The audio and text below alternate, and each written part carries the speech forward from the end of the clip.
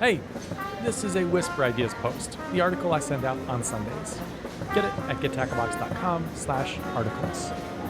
It's brought to you by Tacklebox. If you've got a startup idea you need some help getting momentum and structure on, check out our programs. On to it. The vacuum strategy. Letting go to move forward. The funniest word my son says, hands down, is vacuum. He gets very excited every time we pull the vacuum out of the downstairs closet, and not only does he pronounce the V as a W, he absolutely hammers the first syllable. It comes out something like, vacuum. He's also decided that vacuums are always getting rid of something smelly, so every time he sees it, he screams, vacuum, oh, stinky PU garbage truck. You know when something is happening right in front of you, but you're already nostalgic for when it won't happen anymore? I bet the French have a word for it.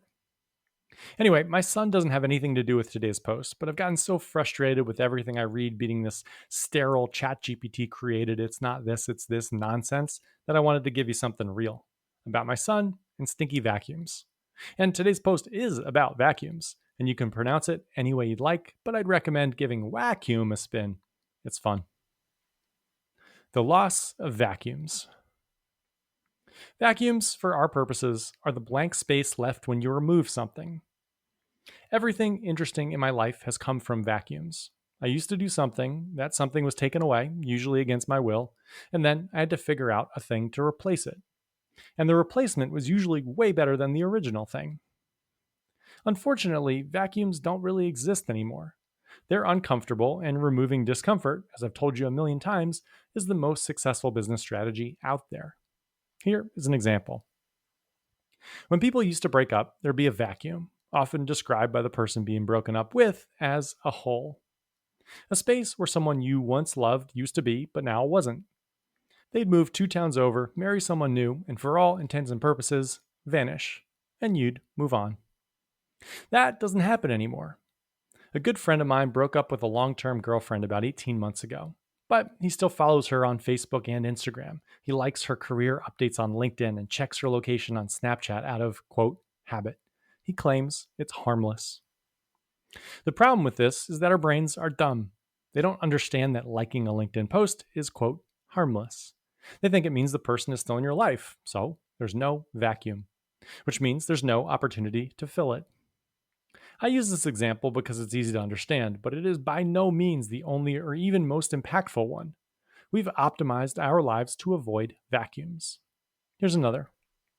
If you're a freelancer and you've got 6 clients, and one of them makes up 70% of your total revenue and takes up 70% of your time, that is dangerous, especially if they aren't the type of client you want long term. If you've never been a freelancer or an entrepreneur, this might seem silly. Why would you have such a big client that wasn't a good customer? But if you've been a freelancer or entrepreneur, you're just nodding your head because you know how easy it is to get yourself into this situation. You're almost certainly in it if you are a freelancer or an entrepreneur. A smart long term decision would be to drop that client and create a vacuum space to figure out what your best customer looks like, and space to find them. But obviously, that's scary, and the world will push you to not do it. People will tell you to use AI tools to increase your capacity or to outsource the work for the big clients so that you can keep them on. Or maybe you should just try to build a roster of smaller clients while you keep your big client. Just suck it up for a bit. Maybe start waking up early. And so you'll try those things. We avoid the vacuum at all costs. It's not just the big vacuums that have removed, it's the small ones too. The 17-minute wait for the dentist vacuum is filled by your phone, as is the 8-minute Starbucks latte wait vacuum, and even the 45-second elevator ride vacuum. There are none left.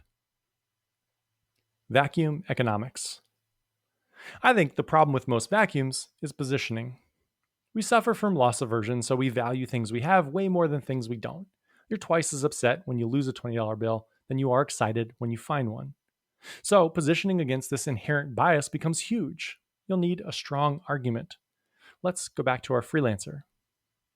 Let's say that big client pays 10 grand a month and takes 70% of your time, or 120 hours. When you drop them, you'll have a 10K cash vacuum, sure.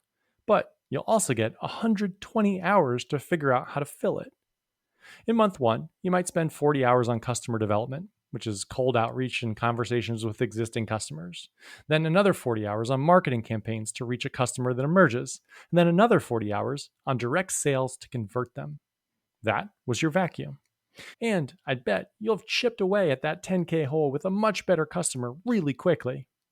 You aren't losing 10K in revenue, you're paying 10K for a new strategy, which, in the long run, will hopefully make you hundreds of thousands of dollars. It's a no brainer, even if it takes a few months. Give yourself some credit. Vacuums are scary because we think of the thing we used to have as the floor, a relationship, a customer, etc. They're predictable and they're safe. Removing them gives us the immediate feeling that the floor is falling out from underneath us. But give yourself some credit. If you give yourself 40 hours a week to make back your 10K, you're going to sit at your desk for the first 5 minutes and it's going to be very uncomfortable.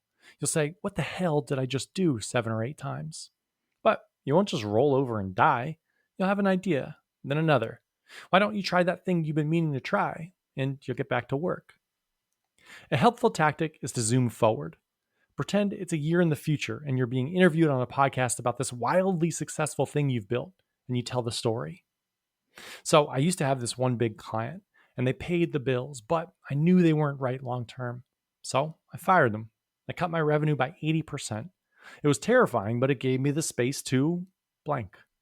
Then think of the interview if you keep the client. Yep, so I'm still spending 120 hours a month on this client that doesn't value me and isn't helping me grow. And they still pay me 10K, and the rest of the business doesn't have the oxygen to grow. This is actually way riskier than the first scenario because that second customer doesn't care much about you. And if they're gone, you're in trouble. Vacuums are uncomfortable because in the short term, they shake the floor. They feel unsteady.